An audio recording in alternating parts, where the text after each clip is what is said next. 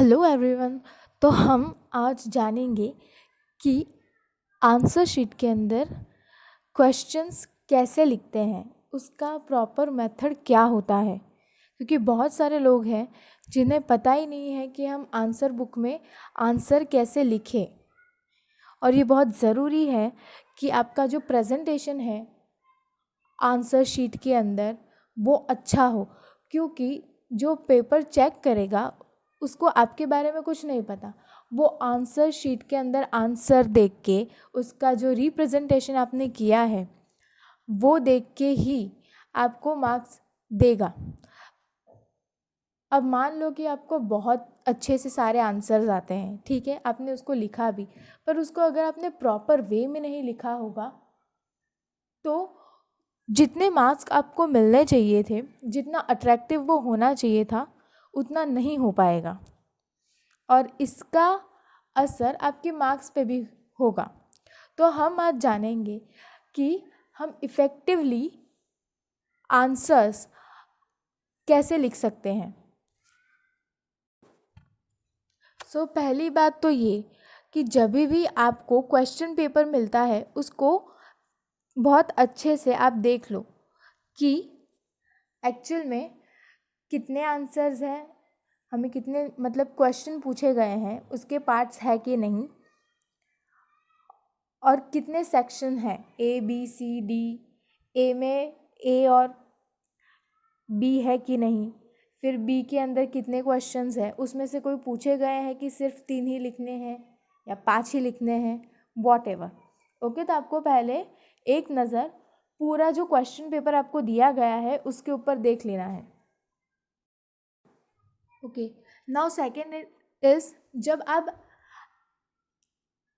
आपकी answer sheet है वो लोगे तो आपको ऊपर की तरफ ऐसे सारी डिटेल्स देखने को मिलेंगी, ऐसे सारे ब्लैंक्स होंगे जिसको आपको फिलअप करना है। अब हमारे पास बोर्ड का प्रॉपर तो क्वेश्चन आंसर शीट नहीं है कि उसमें कैसा आता है, हम क्या फील करेंगे, किस तरीके से करेंगे, ठीक है। पर अगर आप ये आंसर शीट लोगे तो आपको थोड़ा सा आइडिया हो जाएगा कि हमें जब हमारी मेन आंसर शीट आएगी, ठीक है, जो मेन हमारी सप्लीमेंट्री होगी उसको हमको कैसे लिखना है। कि जैसे इसमें स्टार्टिंग में आपको दिखाया गया है कि आपका सीट नंबर, तो पहले नंबर्स, फिर नीचे वर्ड्स में, तो ऐसा आएगा। फिर नीचे कभी आपका सब्जेक्ट पूछा जाएगा, ठीक है, डेट पूछी जाएगी, एग्ज़ामिनेशन कौन सी है वो पूछा जाएगा, राइट। तो इस तरीके से जो है, आप जो भी बाहर से कोई भी सप्लीमेंट्री मिलती है आप ले लो, और इस सबके अंदर अलग अलग टाइप का डिटेल्स होगा। अब जैसे नंबर का डिटेल्स इसमें स्टार्टिंग में ही दिया है, हो सकता है कि किसी सप्लीमेंट्री में नीचे की तरफ हो या किसी सप्लीमेंट्री में राइट की तरफ हो, ठीक है। फिर यहाँ पे टोटल सप्लीमेंट्री का है कि मतलब आपने टोटल सप्लीमेंट्री कितनी लिखी है, तो आप यहाँ पे नीचे देख सकते हैं, मैंने जूम आउट किया है, तो 1 प्लस फिर जितने आप एक्स्ट्रा लेते हो वो यहाँ पे लिखना है, और टोटल तो 1 प्लस आपने एक्स्ट्रा कितनी ली है, अगर 3 ली है तो 1 प्लस 3 कितना हुआ, 4। ओके, तो ये डिटेल्स है। ये बॉक्स हो सकता है कि किसी और सप्लीमेंट्री में कहीं और हो, ठीक है। तो ये जो ऊपर की तरफ सप्लीमेंट्री के स्टार्टिंग में जो सारी डिटेल्स होती हैं वो आपको फिलअप करनी है प्रॉपरली, क्योंकि ये फिलअप करना ज़रूरी है। आपका roll number, seat number actually जो भी है वो, फिर एग्ज़ामिनेशन कौन सा है, फिर सब्जेक्ट कौन सा है, एक्सेट्रा। ओके, तो जब आप सप्लीमेंट्री अपने ओपन करोगे तो अंदर की तरफ फिर आपके जो पेजेस हैं वो आना स्टार्ट हो जाएंगे, ठीक है। जो फर्स्ट पेज था डिटेल्स वाला वो हमने फिलअप कर दिया।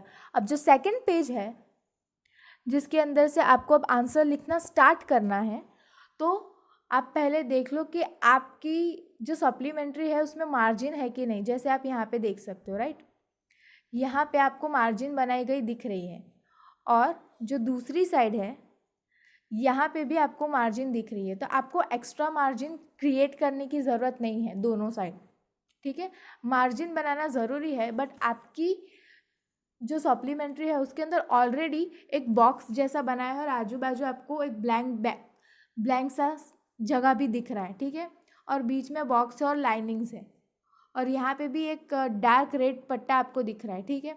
तो ये क्या है, इसकी वजह से आप क्या बनाओगे, मार्जिन। तो ये जो बॉक्स जैसा आपको बना हुआ दिख रहा है ना, लंबचौरस सा खड़ा सा, उसके अंदर आप क्वेश्चन नंबर लिखोगे और फिर उसके जितने भी होंगे उसके अंदर 1 2 3 4 5 जितने भी, वो यहाँ पे आप लिख सकते हो। इवन अगर आपको एरो बनाना है तो इस बॉक्स के अंदर एरो बना सकते हो, लाइन की राइट साइड से आप आंसर लिखना स्टार्ट कर सकते हो।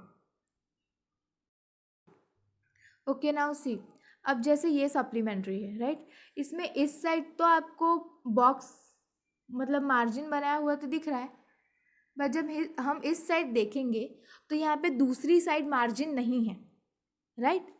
अब ज़रूरी है कि हम जो भी लिखें लाइन टू लाइन, ऐसा नहीं है कि एक लाइन तो अपने वो आना चाहिए।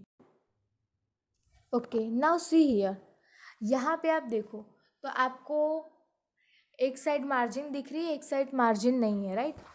तो जहाँ से उसने मार्जिन के अकॉर्डिंग लिखना स्टार्ट किया तो स्टार्टिंग में देखो 2 लाइन एकदम मार्जिन के नज़दीक में है, राइट। फिर सेकेंड लाइन में देखो एन के बाद इतनी ज़्यादा स्पेस है। ओके, वी कैन अंडरस्टैंड कि यहाँ पे अवेयरनेस वर्ड जो है वो पूरा नहीं आ सकता, right.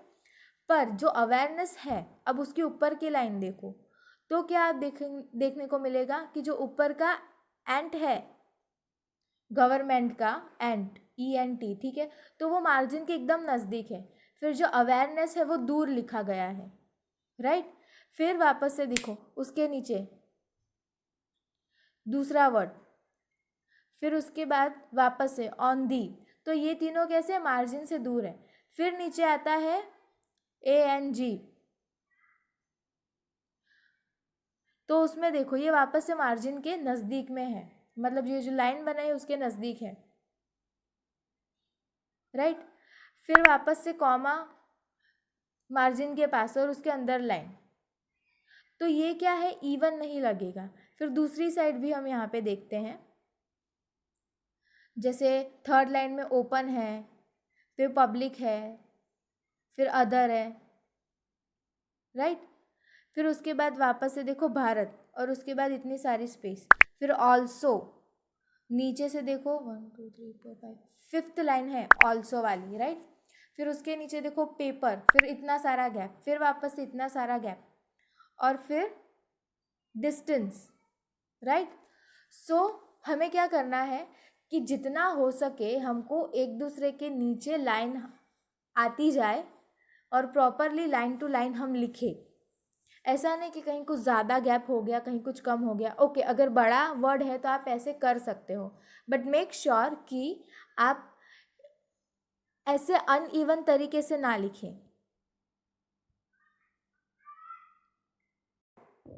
Okay, now see in this pic, तो आप देख सकते हैं कि ये थोड़ा प्रॉपर वे में है, बट अगर ध्यान से देखोगे तो आपको पता चलेगा कि ये जो वॉट लिखा है, राइट, लास्ट में उसका AT जो लाइन है मार्जिन बॉक्स उसके बाहर की साइड चला गया है।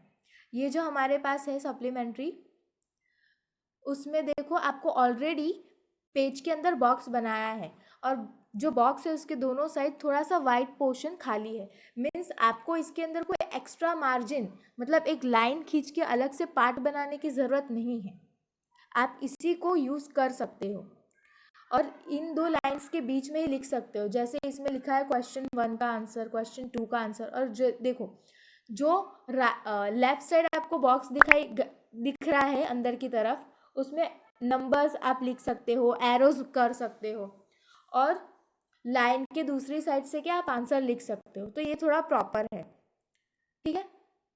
अगर स्पेस रखा है तो कंटिन्यू स्पेस रखा है, अगर नहीं है तो नहीं है। ये इतना भी प्रॉपर नहीं है, लेकिन आपको आइडिया आ जाएगा कि किस तरीके से लिखना है। ओके, नाउ सी, अब यहाँ पे आंसर लिखे हुए हैं, ठीक है, पूरे ही है, लेकिन उतना क्लियर नहीं लग रहा, जो नीट एंड क्लीन वाला पेपर होना चाहिए वैसा नहीं है। फिर देखो जो क्वेश्चन 8 का आंसर है उसके अंदर 4 पॉइंट्स इन्होंने लिखे हैं, ठीक है। अब जो 4 पॉइंट्स है तो क्वेश्चन 8 में first, second, third and fourth, तो फर्स्ट है वो कहाँ पे लिखा है, सीधा मार्जिन पे, और फिर राउंड किया है। फिर वापस से सेकंड लिखा है, वो भी मार्जिन पे है और फिर राउंड किया है। सो ये एकदम प्रॉपर वे नहीं है लिखने का। इससे क्या आपका जो लिखावट है, आपने आंसर तो लिखे लेकिन उतना अच्छा नहीं दिखेगा। तो आप क्या करो, जो मार्जिन बनाया है रेड कलर का उसकी राइट साइड लिखो नंबर 1 एंड फिर आंसर लिखना स्टार्ट करो, ठीक है। बॉक्स जो लाइन है मार्जिन की रेड कलर की, तो उसके लेफ्ट साइड क्या लिखो, जो मेन क्वेश्चन है क्वेश्चन 8 वो।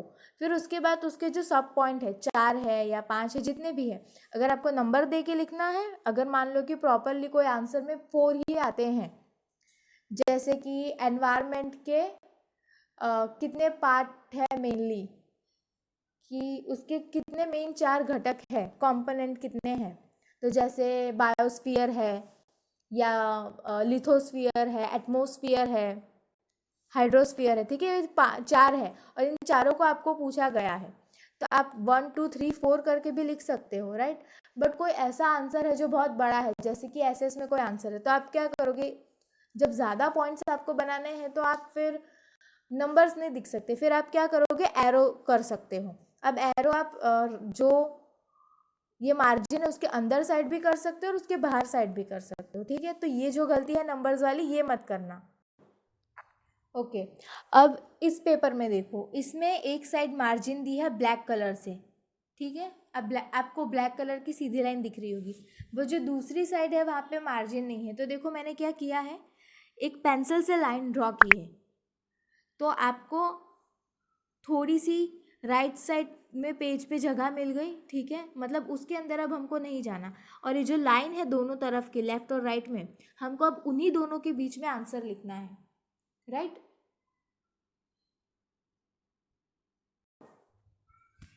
ओके नाउ सी, अब यहाँ पे जो क्वेश्चन 1 है उसके 2 पार्ट हैं, question 1A and question 1B, right.